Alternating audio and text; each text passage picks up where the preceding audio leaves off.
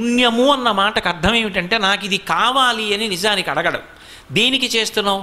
బ్రహ్మప్రీతం అని ధారబోసే భువనం ఆశ్చర్యము పొందగా. దీని చేత పరమేశ్వరుడు సంతోషిస్తున్నాడు. ఈశ్వరుడు నాకు ఇది ఇచ్చాడు. ఈశ్వరుడు అనుగ్రహించి పాత్రత కలిగినటువంటి ఒక వ్యక్తిని కూడా చూపించాడు. ఒక వ్యక్తి ఉన్నాడు, పరమభక్తుడు. ఆయనకు ఆ పూట అన్నం ఏ కారణం చేతనో లభించలేదు. ఆయన లేనివాడు కాడు, కానీ అటువంటి వాడికి అన్నం పెట్టే అదృష్టం నీకు వచ్చింది. ఇప్పుడు అన్నం పెట్టి నువ్వు గొప్ప కాదు, ఈశ్వరుడు అంతటి మహాభక్తున్నొకడిని ఒక పూట నీ ఇంటికి పంపించాడు ఏదో కారణం అడ్డుపెట్టి. ఇప్పుడు ఆయన అన్నం తిన్నాడు. ఆ అన్నం తిన్న కారణం చేత అక్షయ ఫలితాన్ని ఇస్తాడు, తనని నమ్ముకుని బ్రతుకుతున్నవాడు. అటువంటి వాడికి పట్టెడన్నం పెట్టేటటువంటి అవకాశం కల్పించాడు. ఇప్పుడు ఈ పుణ్యం ఒక్కదాన్ని అడ్డు పెడతాడు. అడ్డుపెట్టి కోట్ల జన్మలు కాపాడేస్తాడు. అన్నవస్త్రాలకి లోటు ఇవ్వడు. అందుకే తిథులలో కూడా అన్ని వేళలా అందరికీ అవకాశం ఉండొచ్చు ఉండకపోవచ్చని ఒక్కొక్క తిథిని నిర్ణయిస్తారు. అక్షయ తృతీయ అని మనకు ఒక తిథి వస్తూ ఉంటుంది. అక్షయ తృతీయ నాడు జలకుంభం అంటే కుండలో నీళ్లు పోసి యాలుక గుండ వేసి అది పట్టుకెళ్ళి దానం చేస్తారు. ఎవరైనా చల్లటి నీళ్లు తాగి తృప్తి పొందాడనుకోండి, ఆ తరువాతి కాలంలో వాడు ఏ శరీరంలో ఉండనివ్వండి నీటికి బాధ రాదు. అలక్ష్మి పట్టుకోదు. జ్యేష్ఠాదేవి అంటారు, లక్ష్మీదేవి కన్నా ముందు పుట్టింది ఆవిడ. ఆవిడ పట్టుకుందనుకోండి దుఃఖం అనుభవిస్తాడు. ఆ దుఃఖం అనుభవించవలసిన కారణం తొలగిపోతుంది. అందుకే ఒకడు మహదైశ్వర్యవంతుడయ్యాడు, ఒకడు అవలేకపోయాడు అంటే దేన్ని ప్రాతిపదిక చేస్తుంది ఆవిడ అంటే గత శరీరంలో వాడు ఏం చేశాడన్నదాన్ని ప్రమాణంగా తీసుకుంటుంది. యద్భ్రూభంగా ప్రమాణం స్థిరచరరచన తారతమ్యే మురారే వేదాంతా తత్వచింతాం మురభిదురసి యత్ పాదచిహ్నై తరంతి భోగోపోద్ఘాతకైళీచులిఖిత భగవత్వైశ్వరూప్యానుభావ సనశ్రీ అస్పృణీతాం అమృతలహరిధీలంఘనీయై అపాంగై. అమ్మా, నీ ఆ కడగంటి చూపు ఉన్నదే, ఆ చూపు కోసం సమస్త లోకములలో ఉన్నటువంటి జీవులు నీ వంక తిరిగి నమస్కారం చేసి చూస్తూ ఉంటారు. అందుకే ఇందిరా లోకమాత అని అమరకోశం లక్ష్మీదేవిని ఉద్దేశించి కేవలము తన కనుబొమ కదలిక చేత అంతటి ఐశ్వర్యాన్ని ఇవ్వగలిగినటువంటి తల్లి. అటువంటి తల్లి అనుగ్రహం కలగలేదనుకోండి, జీవితంలో బాధపడడంతో సరిపోదు, అది నిందకు కారణమవుతుంది. నేను అన్న మాట మీరు జాగ్రత్తగా పట్టుకోవాలి. లక్ష్మీ కటాక్షం అంటే కేవలం డబ్బు వచ్చి పడిపోవడం ఒక్కటే అని అనుకోకూడదు. లక్ష్మీ కటాక్షమునందు అంతర్లీనంగా ప్రతిపాదింపబడిన విషయం ఏ కాలమునందు ఏది కలగాలో దేశకాలముల యందు అది కలగకపోతే ఆ వ్యక్తి నిందకి పాత్రుడవుతాడు. తల్లిదండ్రులు కష్టపడి పిల్లవాడిని పెంచి పెద్ద చేసి విద్యాభ్యాసం చేయించారు. వాడు అక్కడికి రాలేదు, వాడు ఒక్క 4 రూపాయలు సంపాదించలేదు. వాడు ఎంత చదువుకోనివ్వండి, ఒక్క రూపాయి కాసు సంపాదించకుండా తిరుగుతున్నాడు అనుకోండి, అమ్మ తిట్టదు. అమ్మ తిట్టినా తాటాకు మంట. అమ్మకి కోపం ఉండదు అసలు. అమ్మ నోటి వెంట ఎప్పుడైనా ఒక నిందావాక్యం వచ్చింది అంటే ఆశీపురస్సరంగా వస్తుంది తప్ప అసలు అమ్మ బిడ్డడు పాడవ్వాలని తిట్టడం అన్న మాట లోకంలో ఉండదు. అటువంటి తల్లిట బాధపడుతుంట, బాధపడి నింద చేస్తుంది. ఎప్పుడు నింద చేస్తుంది అంటే, వీణ్ణి నేను ఎందుకు కన్నానంటే రెక్కలు అలిసిపోయినప్పుడు ఆయనకి ఆసరా అవుతాడు అని కన్నాను. అందుకే కొడుకు ఎవరు అంటే శాస్త్రం కొన్ని మాటలు చెప్పింది.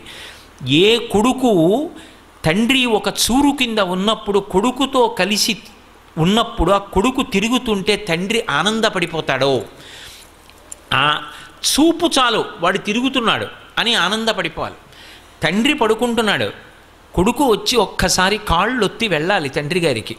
తండ్రి శంకరుడు, శివాలయంలో కాదు శివుడు ఉండేది. నమశంకరాయ వేదం చెప్పింది. శంకరుడు ఎక్కడ తిరుగుతాడు అంటే తండ్రి రూపంలో తిరుగుతాడు.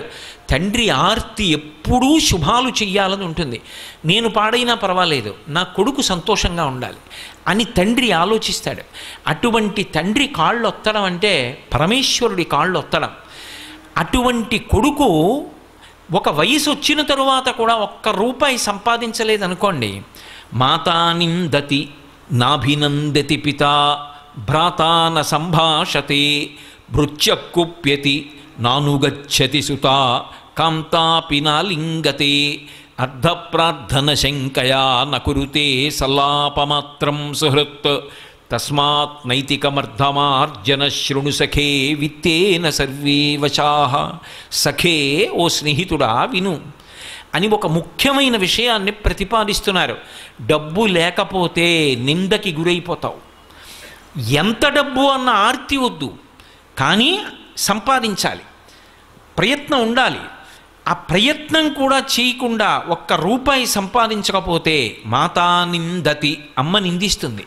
నాభినందతి పిత, తండ్రి కొడుకుని చూసి సంతోషంగా ఎరా అని ఇలా వెన్నుపామ్మి తట్టడం.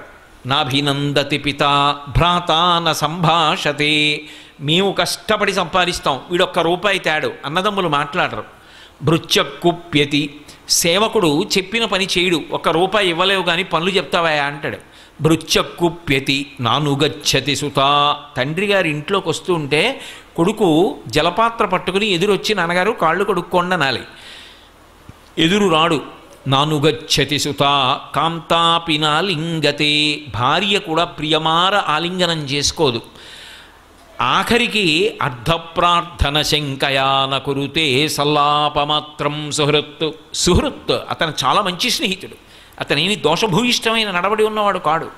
కానీ అస్తమానం కనపడినప్పుడల్లా డబ్బు అడుగుతుంటే ఆయన మాత్రం ఎక్కడి నుంచి తెస్తాడు? అందుకని ఇట్నుంచి ఈ డబ్బు సంపాదించిన వాడు ఎడుతుంటే అట్నుంచి సుహృత్ మంచివాడైన స్నేహితుడు ఇలా వస్తుంటే వీణ్ణి చూసి పని లేకపోయినా ఇటు రావలసిన వాడు అటు వెళ్ళిపోతాడు. నకురుతే సల్లాపమాత్రం, ఏమై బాగున్నావా అని ఇలా చెయ్యి కూడా ఎత్తడు. నకురుతే సల్లాపమాత్రం సుహృత్ తస్మాత్ నైతికమర్ధమార్జన శృణు సఖే. కాబట్టి ఓ స్నేహితుడా డబ్బు సంపాదించు, డబ్బు సంపాదించనన్న మాట అనకు. యవ్వనంలో డబ్బు సంపాదించి తీరాలి. కాబట్టి తస్మాత్ నైతికమర్ధమార్జన శృణు సఖే విత్తేన సర్వే వశాః. ఆ డబ్బు చేత లోకమునందు సమస్తమైన సుఖములు కలుగుతాయి. కానీ ఒక్కటి గుర్తుపెట్టుకో, నీతి తప్పి సంపాదించవద్దు, అదే సమస్త దుఃఖములకు కారణమవుతుంది. కాబట్టి సంపాదించేటప్పుడు ఒక్కటి గుర్తుపెట్టుకో, నైతికమర్ధమార్జన శృణు సఖే, నీతిగా సంపాదించు, నీతి కొరకు ఖర్చు పెట్టు. ధార్మికంగా సంపాదించు, ధార్మికంగా ఖర్చు పెట్టు. ఈ ప్రవాహం ఉన్నదే అందుకే కరెన్సీ అంటారు. అది ఎప్పుడు కదిలిపోతుంటుంది, రావాలి వెడుతూ ఉండాలి. ఈ వచ్చి వెళ్ళే ప్రక్రియలో నువ్వు తరించిపోతావు. కాబట్టి తస్మాత్ నైతికమర్ధమార్జన శృణు సఖే విత్తేన సర్వే వశాః. కాబట్టి డబ్బు అవసరం లేనివాడు ఎవరు లోకంలో?